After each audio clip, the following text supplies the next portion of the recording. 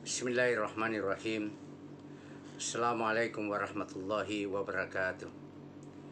Innal hamdalillah nahmaduhu wa nasta'inu wa nastaghfiruh wa na'udzu billahi min syururi anfusina wa min sayyiati a'malina.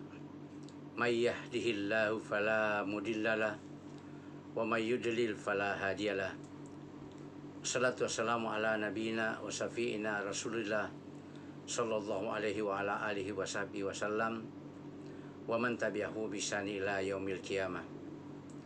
Qala Allah Ta'ala fil kitabil karim, A'udzu billahi minasyaitonir rajim, yuridullahu bikumul yusra wa la yuridu bikumul usar.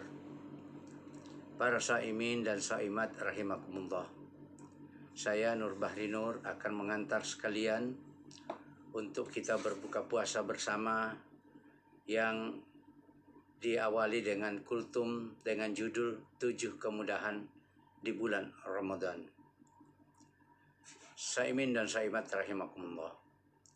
Islam itu membawa kemudahan pada umatnya.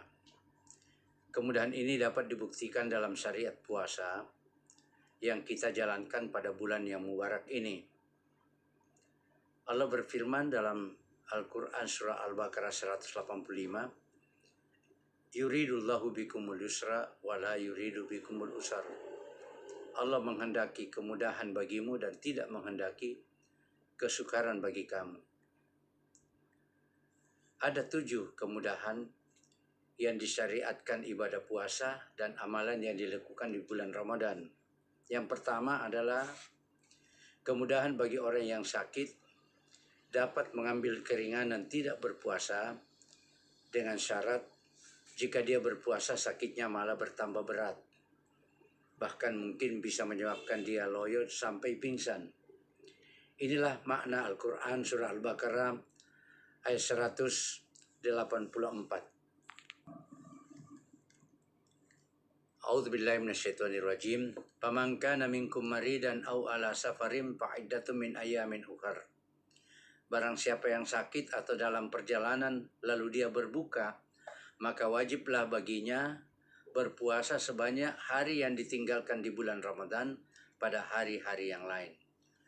Quran surah Al-Baqarah ayat 184. Kemudahan yang kedua adalah bagi yang musafir boleh tidak berpuasa apabila safarnya itu menyebabkan dia lelah, capek dan fisiknya menurun.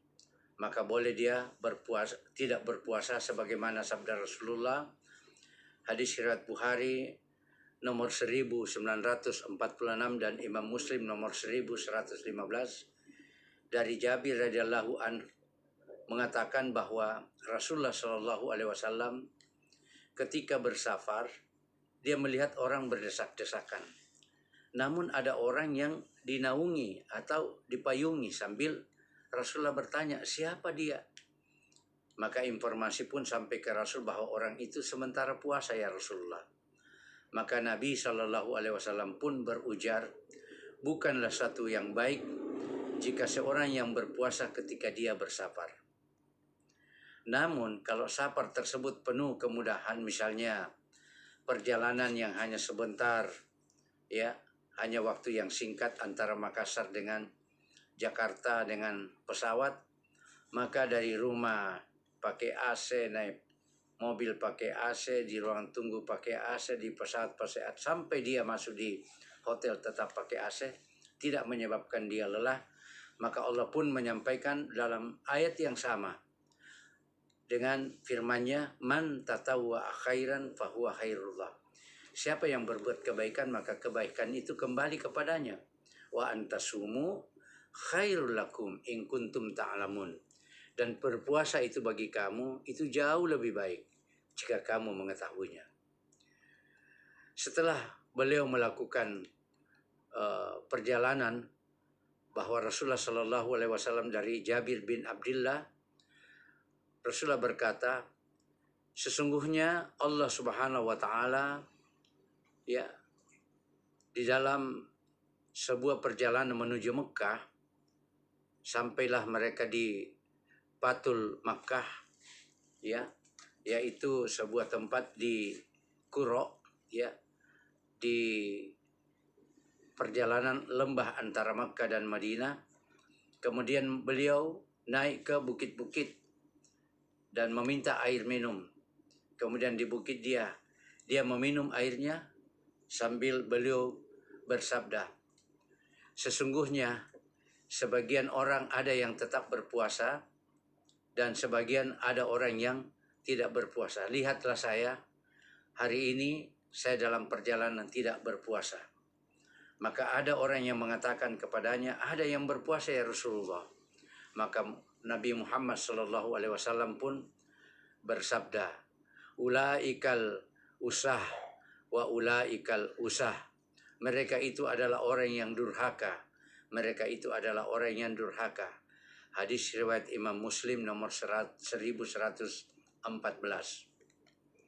Jadi kesimpulannya, lebih afdal adalah yang paling mudah baginya saat kita berpuasa. Sebagaimana dalam Al-Quran surat An-Nisa ayat 29, dan janganlah kamu membunuh dirimu, sesungguhnya Allah adalah maha penyayang kepada kamu. Jadi kita dilarang untuk menyiksa diri kita, maka diberikanlah kemudahan untuk tidak melakukan puasa dalam safar. Kemudahan yang ketiga adalah bagi orang yang usia lanjut. Orang yang usia lanjut tidak berpuasa dan diganti dengan fidyah. Kenapa tidak diqada?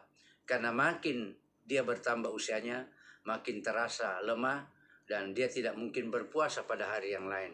Maka dia menggantikannya dengan fidyah.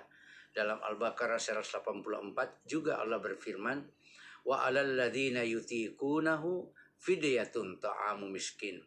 Dan wajib bagi orang-orang yang berat menjalankannya.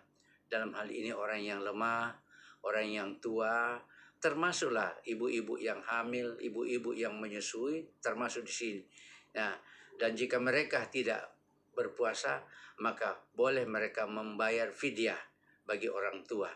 Tapi bagi orang yang haid, bagi orang yang hamil, dilihat keadaan sesudah bulan puasa. Yang keempat, kemudahan bagi wanita hamil, boleh tidak berpuasa, tapi harus diqada pada bulan-bulan berikutnya. Tapi pada tahun berikutnya dia hamil lagi, 3 tahun berikutnya hamil lagi, maka 3 tahun berturut-turut dia hamil, maka sulit baginya untuk mengqada. Maka boleh dia melakukan fidyah dengan cara memberi makan 1 orang miskin setiap hari bulan Ramadan. Kemudahan yang kelima adalah wanita yang haid boleh tidak berpuasa, bahkan bukan boleh, dilarang atau haram berpuasa bagi wanita yang haid. Tapi boleh saja dia berdoa, boleh saja dia membaca ayat-ayat Al-Quran. Yang tidak boleh adalah menyentuh mushaf, ya. Boleh membaca zikir apa saja. Dulu waktu saya haji memandu orang-orang wanita-wanita yang haid, saya bimbing mereka ke Arafah. Di sana saya bimbing untuk berdoa, di sana dibimbing untuk berzikir, dan boleh mereka melakukan bacaan Al-Quran yang dihafal. Wanita yang haid boleh juga masuk masjid untuk mendengarkan tausiah sepanjang tidak ada yang mengotori lantai masjid atau ada yang menetes. Para saimun yang sama berbahagia. Kemudahan yang keenam adalah salat malam yang tidak dibatasi jumlahnya. Dalilnya dari Ibnu Umar radhiyallahu anhuma, ada seorang yang bertanya kepada Rasul, ya Rasulullah, salat malam itu 2 rakaat dan 2 rakaat salam.